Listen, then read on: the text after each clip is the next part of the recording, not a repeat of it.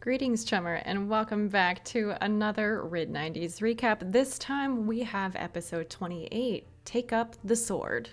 In this episode, the party continues their debrief and corkboard session as Gawain starts to unpack some of his connections to the bigger picture, eventually owning up to the fact that he has an Ares sin, which catches Merlin's interest considering that Ares currently has a 10,000 Nuyen bounty out for her.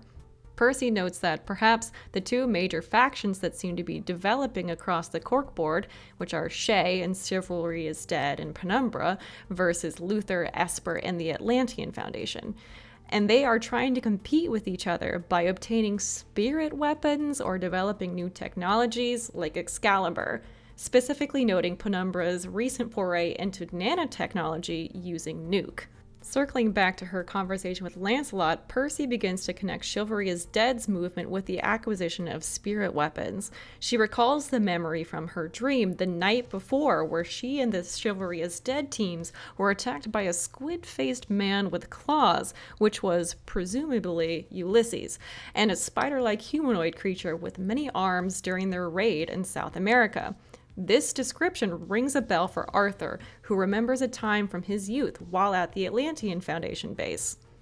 Arthur remembers his odd friends like number 45 and number 732, who only came up from the basement every so often, and they all had these special quirks. In this memory, Arthur knocked over a vending machine, and number 45 told him to blame number 732, since they had, quote-unquote, lots of arms and were clumsy.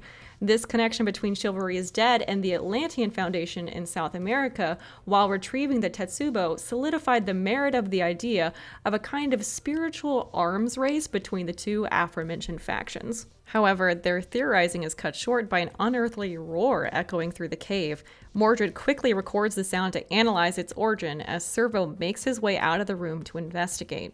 Before he can leave, Kay is able to cast clairvoyance on him so that the party can track his movements. Servo makes his way through the base, gathering a throng of robot companions beside him before stopping in front of a battered airlock. Kay reports to the party that the door is covered in blood and that the floor is slick with some kind of slime or gel. Servo opens the airlock and steps into the next room. He trudges through the slime and over to a data pad where he dismisses several warning prompts. Kay muses to herself where she's seen that slime before, but breaks down when she realizes that it's a kind of ectoplasm left behind by spirits who have died in the material plane, and there's just so much of it. As the party comforts her, an alarm goes off overhead, which prompts the party to gear up to fight. Servo pushes deeper into the room, finding several corpses lit by a faint green light emitting from a chasm ahead. Dangling above that chasm is the mech that Mordred discovered before on the surveillance cameras. Servo peeks out over the chasm to see an ancient tiled floor with pews hundreds of feet below, with a mysterious black orb resting in the center of the room.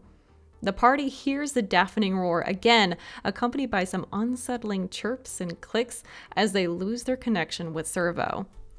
Tune in next episode to find out what happens next, and always remember, the birds work for the bourgeoisie.